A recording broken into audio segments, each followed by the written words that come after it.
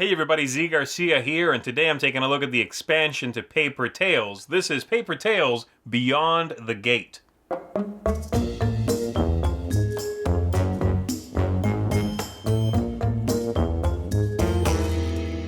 Paper Tales is just now being reprinted by Stronghold Games, which is fantastic, as it's a game I absolutely adore, and it's one that I'm glad is going to be available to more people, to a wider audience.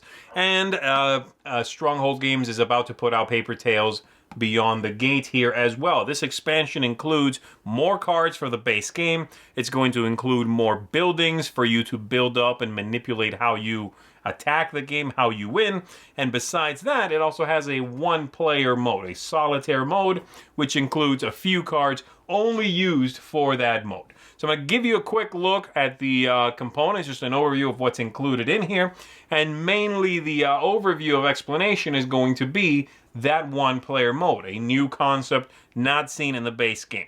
If you don't know how the base game works, we do have a review for that. Go check that out as well, so you know what I'm talking about here. But without further ado, let's go ahead and dive into this one, and I'll see you on the other side. In the expansion, you are going to get 20 new units that you shuffle into the deck of cards here. You are going to get 2 new player colors, allowing you to play with more players. You are going to get 6 new buildings that you are going to use in order to customize the setup for the game. And you are also going to get, which is mainly displayed up here and when most of my explanation is going to focus on, a solitaire play mode. And so I'll get to that in just one second. I'm going to show you a couple of the cards here that you shuffle into the deck. A couple of highlights, for example. You've got the Noble here who costs 3 and says that when they come onto the board, you're going to get 2 victory points for each unit with a cost of 2 or greater in your kingdom. You also get crystal from them, very nice. You have a shadow, cost 1, and it also has a come into play ability that says that you trigger once again all of the come into play abilities on one of your units. Very good. Relic of War costs 2. It has quite a few abilities on there, but basically it's going to get +1 shield, +1 combat for each moon on him, each aging token.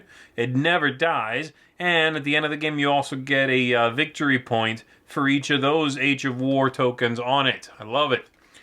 And you've got the Princess, who doubles the legend points earned by your buildings during the combat phase. And we've got here the Imp, it's kind of like the monkey. It earns you 2 coins rather, instead of just 1 for the monkey.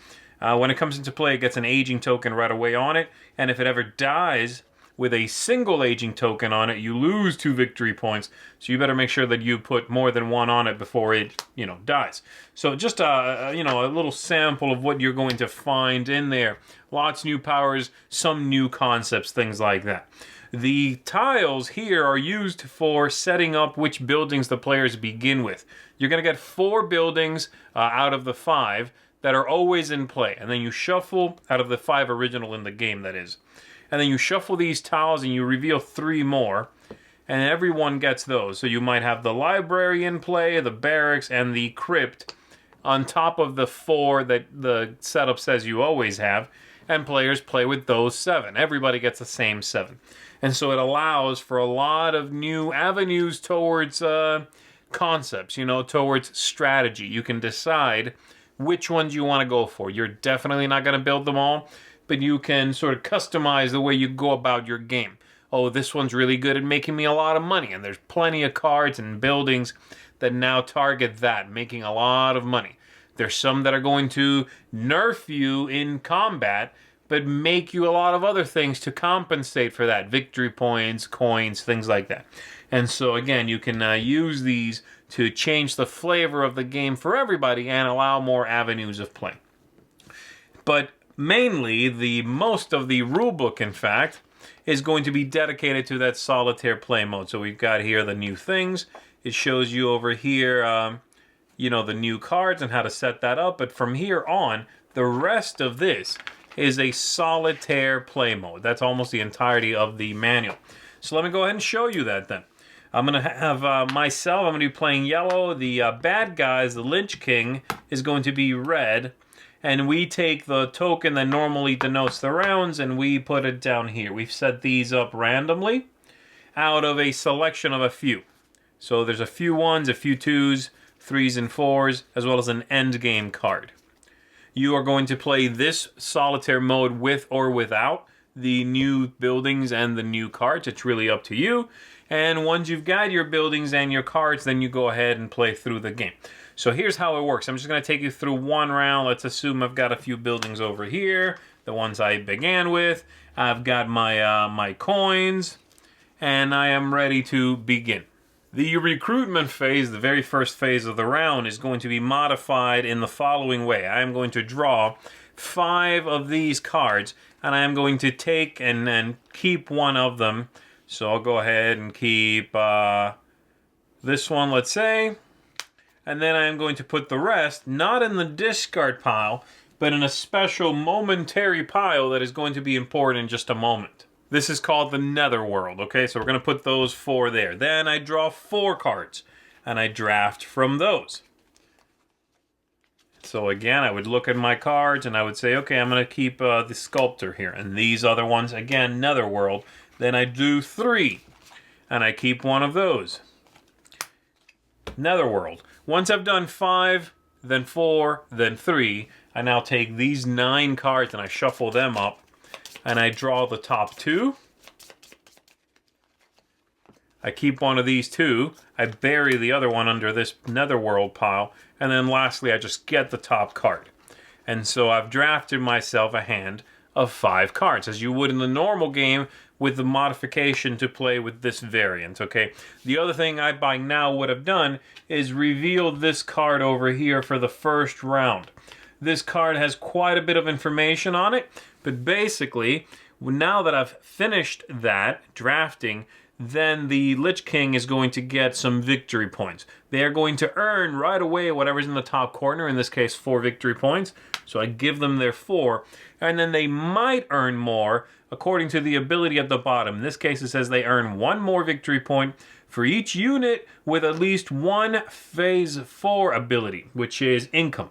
So we take a look at the Netherworld pile, and we see how many of these units have a power in that phase. No, no, no, no, there's 1, and no. So they got 1 more victory point. Once that's done, the Netherworld pile can go away into simply a normal discard pile. Then we go to phase 2, deployment. And this is much like in the original game, okay? I'm going to go ahead and put these out however I want to. So I could put that there. I could put this and, I'll just do that and that. How about that? All right, then I pay for everything. This is going to give me 2 coins. This is going to do that. Let's assume I've got all this able to pay, etc., etc. This all gets revealed. I trigger any powers on it, such as putting an aging token on that one. This one gets me 2 victory points for each unit with cost 2 or more in my kingdom. There's 2 of those. So 1, 2, 1, 2. All right. That's done. That is not modified in any way.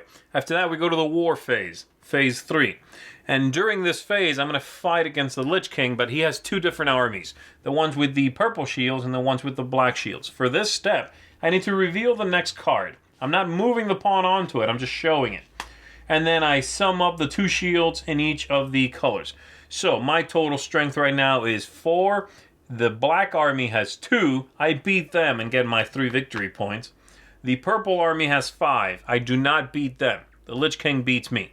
He does not earn 3 victory points for every success in battle. He just gets 1. Once that's done, we go to construction, which is the same thing. I go ahead and build myself a building, possibly, such as the temple here. And once that's done, we go to aging, which again is handled in very much the same way. This is going to die. That's bad. I lose 2 victory points. The imp should have not died then. And then we do this. And that's done. All right. Nothing else. Nothing else. We go to the next round, in which I move this forward, and I once again begin with the modified drafting phase. After that, my opponent here is going to get 7 victory points, possibly more victory points. After that, I'm going to reveal this card and fight against both armies. 5 in black, 10 in purple. After that, my income, as normal, construction, aging. Then this moves on for the next round, and so on, all right? At the end of the game, I am trying to simply have a higher score than my virtual opponent here. And at the very end, there's also this. At the end of the fourth round, this would be on here. This would be revealed during the combat. The very last thing my opponent here will do is simply move on to this one, earn those victory points as endgame bonus, if you want to think of it that way. I'll figure out my endgame bonus from any cards that give me those and buildings, and then compare my score and see how I did. Besides all of that, you may, if you want to make the game more challenging, and it's fairly challenging already, you can choose to add some of these cards into the play to make the Lich King have a couple of extra powers. So for example, this one here, if you choose to play with this, the armies have +1 and +1 for the entirety of the game. So they make combat a little tougher. There's one that gives the king additional victory points during phase 1, during the draft, and so on. All right. So that's pretty much all there is to it. More of what you know, and a brand new solitaire way to play the game. Let's go back up top. Let me tell you how I feel about it all. All right, so that is Beyond the Gates. Let's talk about it. I'm going to use my target audience system here just to help me elaborate some thoughts. There's basically 4 things in this expansion that you are getting. You are getting the ability to play with more players. You are getting new buildings. You are getting new player cards that get shuffled into the deck. And you are getting a solitaire mode. So I'm going to try to talk about each of those things as they come up here. Thematic ties. We're going to start there. Does the expansion fold into the theme of the original? Well, I think it does. More cards make sense. More buildings certainly make sense. I love the theme of the original game. This gives me more of that. New characters, new creatures in this world. And I think the solitaire play mode, this idea of facing off against the Lich King and his armies, that also works well. That's a one new thematic implementation here, and I think it's well done. I like it. Aesthetics, component quality, artwork, things like that. For the most part, I am very, very pleased with the look. It fits right into the original game. Everything looks great. There's a couple of things that are a little bland. The tokens that let you pick the buildings, they're a little bland. But again, you're looking at those for all of 2 seconds, and then they can go away. And then the backs of the cards for the Lich King are also pretty bland. But again, really not a big deal. I'm nitpicking here, you know. The look of everything is great. More of the same fantastic artwork, which in my opinion was beautiful. I'll take it. That's fantastic. Replayability. Does it scale well? Or are there new things to discover? This is a big one. Does it scale well? It plays up to 7 now. This is a drafting game in which everyone is drafting at the same time, and then you compare your strength to the player on your right and on your left.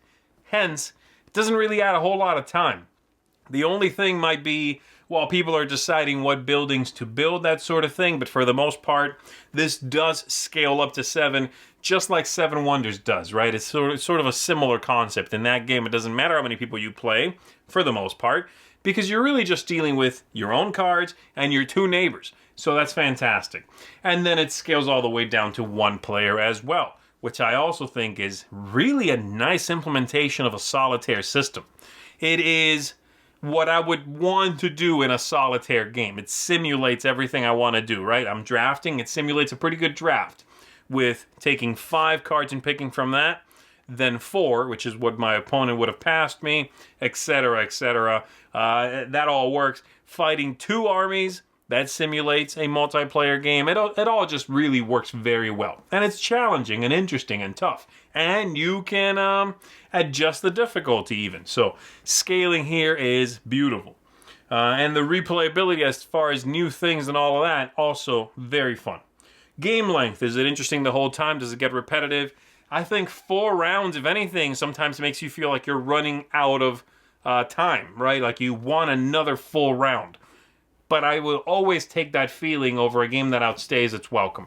So for me, I've got no problem whatsoever with the game length here. I'll take it. It's punchy. It's interesting. Ease of play. Is it fiddly? Are there any extraneous rules? Anything like that? The new cards, the new buildings, the more players, I think do not add any difficulty to that. I think the new buildings are very nice and streamlined. They make sense. And I'll talk about them a little bit more when I talk about strategy. So the only thing to worry about is the solitaire mode. Is it fiddly? There are a lot of solitaire modes out there for multiplayer games, that do end up being fiddly, not being quite what you got in the base game, being an approximation of the gameplay you were enamored with. In this game, not a problem. They nailed it. This feels like I am playing the same game against two opponents, or even more specifically, against one really big bad army, which is what you're going for anyway, right? In thematic, so, from a thematic point of view. So I think they just knocked it out of the park there.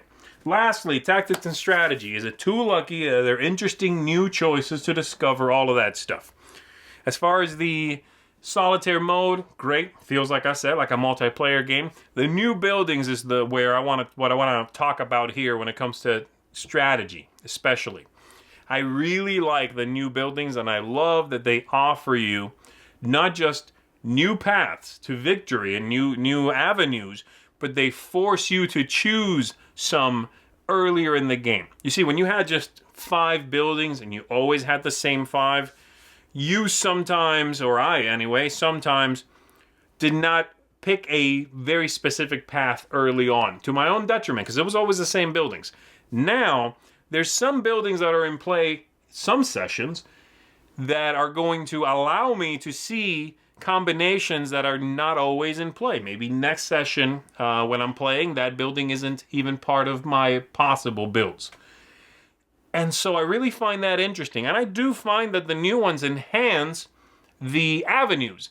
So there's cards, for example, that are going to generate a lot more money to the detriment of your combat. And that's interesting. Do you go for that? Making a lot of money is going to allow you to really hire and keep and play possibly massive creatures, you know. Is that worth it? To take the 2-point penalty, for example, in combat to just make 2 extra coins? Maybe. There's also a few cards that are very much focused on generating victory points through commerce. I make all of the things. I make the crystal, and I make the food and the lumber, all of that. And that generates a bunch of victory points for me. So do I go down that path? It's a specific route you are picking. It is very much a strategic game where you want to pick a thing and stick with that to really maximize the points you get. I think the new buildings nail giving you a much more clear path to victory by forcing you to pick. I'm going to build this one, then I'm going to upgrade it to level 2, and then I'm going to support that with this other building. You're probably not going to do a whole lot more than maybe 2 buildings built, right? But which 2 is a massive decision and really important. So overall, I love Paper Tales. As I said, it's one of my favorite drafting games, just one of my favorite games in general. I think this expansion is top notch. The only reason I would see someone not feeling like they're getting the full breadth of what's being offered here is if you really dislike solitaire experiences. If so, I still think there's enough here that you're going to be pleased. The new buildings are great. Adding in a bunch of new cards, oftentimes with several powers on each, they feel a little more advanced. That's great. But if you are someone who is willing to, at least every now and then, play this solitaire, and again, you're not getting a weird sort of offshoot, it feels like you're playing the same game, then I think you're going to love this expansion. I know I do. It's fantastic. I'm gonna keep that shuffled in there, I think, every time I play. I just don't see a reason to remove it, and I know I'm going to keep playing this solitaire game for some time. So this one gets a seal of excellence from me. Beautiful. Go pick up the expansion. If you haven't played the base game, go pick up the base game. It is great stuff. That's it for me, folks. I'm Z Garcia. Thanks for checking this out with me, and I'll see you on the next one. Thanks so much for watching the Dice Tower videos. Find more great videos and reviews, as well as our top-rated audio podcast at Dicetower.com.